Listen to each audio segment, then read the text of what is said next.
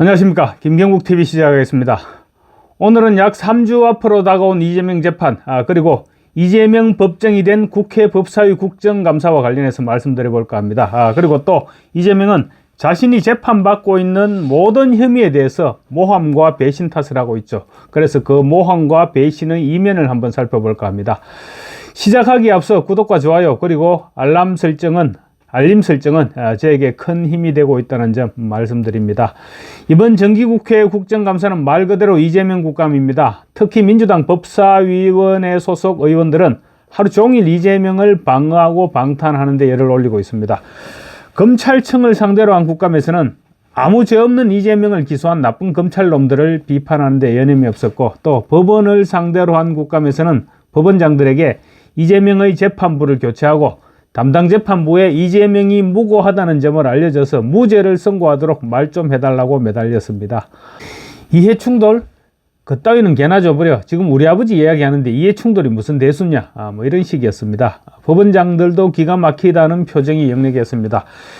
민주당 의원들은 하나같이 이재명은 결백한데 검찰의 악랄한 표적 수사로 이재명이 기소됐다, 이런 주장을 내세웠습니다. 검찰과 정인 그리고 한때 동지였던 또 측근이었던 사람들이 모두 배신을 하고 모함을 해서 이재명이 지금 7개 사건 11개 혐의로 4개의 재판을 받고 있다, 이렇게 주장한 것입니다. 말도 안 되는 황당한 주장이죠. 법사위와 민주당이 지금 거대한 이재명의 로펌이 되어서 방탄을 하는 그런 모습을 국민들께서 모두 보셨을 것입니다. 그래서 국민의힘 주진우 의원이 이재명 재판, 그러니까 선거법 위반과 위정교사 혐의에 대한 이재명의 1심 선고 다음 달 15일과 25일이죠. 그리고 나아가서 대북 송금 혐의와 관련한 선고 재판 때 재판 과정을 생중계하자, 이렇게 제안했던 것입니다. 그렇게 억울하고 모함을 당했다면 재판부가 충분히 판단할 것이니 생중계를 통해서 이재명의 억울함을 온 국민에게 알리고 또 국민의 알 권리를 충족시켜주자, 이렇게 제안을 했던 것입니다. 재판부가 생중계를 받아들이면 아마도 전대미문의 시청률로 그야말로 대박을 칠 것입니다. 이명박 전 대통령과 박근혜 전 대통령의 1심 선고 생중계 시청률이 각각 9%대와 16%대였습니다. 아마 이재명의 1심 선고를 생중계한다면 최소한 30%는 넘지 않을까, 그렇게 생각됩니다. 이재명 입장에서도 엄청난 기회가 될 수 있죠. 자기 주장대로 모함과 검찰의 짜집기 수사로 짜집기 수사였다면, 그래서 기소가 됐다면 재판부가 무죄를 선고할 것이고, 무죄가 선고되는 순간 이재명은 누구도 따라잡을 수 없는 그런 대선 주자로 떠오르게 됩니다. 야권에서는 사실상 차기 대통령으로 인정할 것입니다. 물론 지금도 여의도 대통령으로 이렇게 표현을 하고 있죠. 그래서 생중계를 하자는 것입니다. 본인만 오케이 하면 생중계는 아무런 문제가 없습니다. 그런데 법사위에 있는 소위 말하는 이재명의 변호사를 자처하는 민주당 국회의원들은 재판장들을 향해서 생중계 절대 반대 입장을 고수했습니다. 왜 이 좋은 기회를? 자신이 없으니까 그렇죠. 이재명 본인부터 지금 명확한 증거와 증인 앞에 무죄를 선고받을 자신이 없는 것입니다. 이재명은 지금 아까도 말씀드렸지만 7개 사건 11개의 혐의로 4건의 재판을 받고 있습니다. 물론 경기도 법인카드 불법 사용, 성남시 정자동 호텔 특혜 의혹, 상방울 쪼개기 후원금, 재산 은닉, 변호사비 대납, 판사 매수 등 지금 수사 중이거나 수사 대기 중인 혐의들도 이루 헤아릴 수 없을 정도입니다. 그런데 이재명은 그 많은 혐의들 가운데 단 한 가지도 인정하지 않고 있습니다. 그야말로 모르쇠로 일관하면서 정치적으로 돌파하려 하고 있죠. 그러면서 내세우는 것이 자기는 모르는 일로 밑에 사람들이 저지른 일이고, 또 그런 변명이 통하지 않을 때는 그때 내세우는 말이 바로 모함과 배신 그리고 음모 때문에 자기가 죄를 뒤집어 쓰고 있다, 이런 주장을 하고 있는 것이죠. 그런데 죄를 뒤집어 쓰고 있다는 말은 면회 온 민주당 의원들에게 내가 당신들 죄를 뒤집어 쓰고 있다, 이런 대속을 언급했던 이화영이 해야 되는 말이 아닐까 싶습니다. 이재명의 드러난 최초 범죄는 검사사칭입니다. 그 검사사칭이 지금까지 연결되어서 위정교사 혐의 재판을 받고 있는 것입니다. 검사 사칭 자체가 거짓말 범죄이죠. 구속 수사까지 받아가면서 당시에 대법원에서 벌금 150만을 선고받고는 지금 세월이 무기가 된 줄 알고 다시 검사 사칭 자체가 없었던 일이다. 이렇게 주장하면서 위정교사로 연결되고 있는 것입니다. 당시 성남시장, 지금은 고인이 됐죠. 고인이 된 당시 성남시장과 KBS가 자기에게 죄를 뒤집어 씌우려고 말하자면 음모를 뒤집어 씌웠던 것이 검사 사칭죄라고 주장했습니다. 위정교사 역시 정인 김진성 씨가 자기 죄를 감경받기 위해서 검찰과 거래를 해서 이재명을 모함한 것이다. 이렇게 주장하고 있습니다. 그런 이재명에게 김진성 씨는 법정에서 꼬리 자르게 하는 데 대해서 인간적인 배신감을 느낀다. 이렇게 말하기도 했습니다. 이 사건만 봐도 검사 사칭에서 최근 위정교사까지 자기는 아무 잘못도 없고 음모와 모함 때문에 당하고 있다. 이런 주장을 하고 있는 것입니다. 재판 거래 의혹의 단초가 된 친형 정신병원 강제 입원 지시 주장 역시 마찬가지였습니다. 친형과 친형 가족들이 자기를 모함했다는 것입니다. 이재명이 친형 고 이재선 씨와 형수 박모 씨에게 욕설하는 전화통화 내용, 아마 전 국민은 1% 정도는 듣지 않았을까요?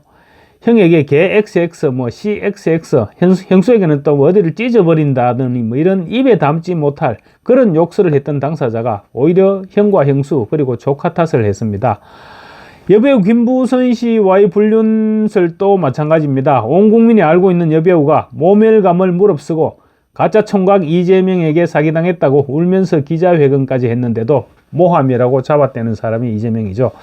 때문에 이재명은 몰래 아는 병원에 가서 신체 중요한 부위에 있는 점을 확인하는 소동까지 벌였습니다. 미리 점을 뺐는지 아니면 확인하는 신용만 했는지는 알 수 없지만 그게 과연 인간으로서 할 수 있는 짓입니까? 한때 측근으로, 또 물론 이재명 본인은 측근은 아니었다고 이렇게 주장하고 있지만 이재명의 온갖 굳은 일을 도맡아 했던 사람이 있죠. 대장동 사건 발생 초반에 극단적 선택까지 생각했을 정도로 충신이었던 유동규 전 성남도시개발공사 기획본부장.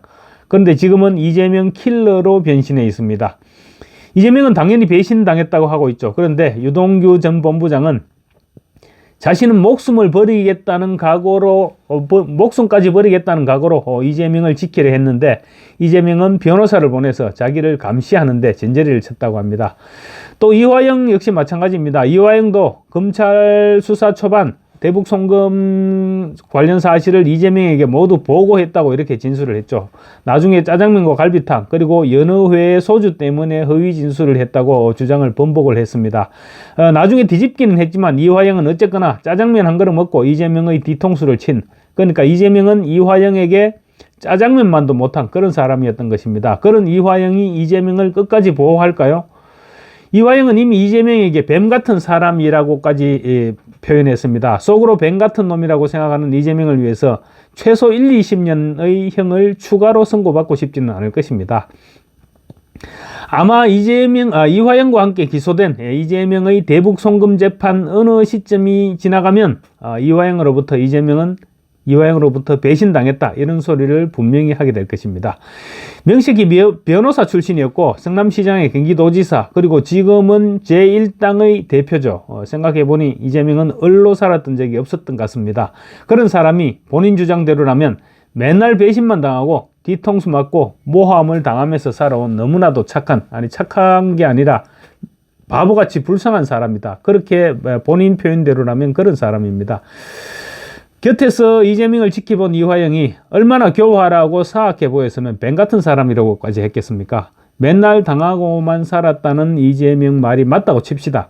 그렇다면 왜 이렇게 이재명은 배신을 당하고 살았을까요? 속된 말로 이재명이 넌 왜 그렇게 사니? 이렇게 물어보고 싶습니다. 그런데 이 물음에 대한 대답은 너무나 간단합니다. 이화영이 이미 답을 제시했죠.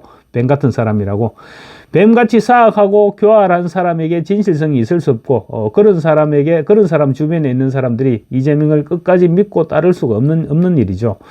유동규와 김만배의 극명한 사례를 보면 알 수 있습니다. 유동규는 구속되는 순간 이재명이 꼬리 자르기에 들어갔죠. 그런데 김만배는 아직 서로가 서로에게 쓰임새가 있습니다. 이재명은 김만배의 입이 두려울 것이고 김만배는 돈을 지켜야 됩니다. 그러니 서로 입을 닫고 있을 뿐이죠. 이재명 주변에서 어머니의 극단적인 선택을 했던 6명인가 7명도 마찬가지입니다. 사건이 터지고 나니 이재명으로부터 버림받는 데 그치지 않고 책임을 져야 하는 그런 상황으로 내몰릴 것 같으니 가족들을 지키기 위해 어쩔 수 없는 선택을 했지 않겠느냐. 그런 주장의 설득력이 있어 보입니다. 이 부분도 사실 진상규명이 필요합니다. 그래서 이번 정기국회 국정감사에서 국민의힘 박정훈 의원 등이 의혹을 제기했는데 추진이 가능할지는 모르겠습니다.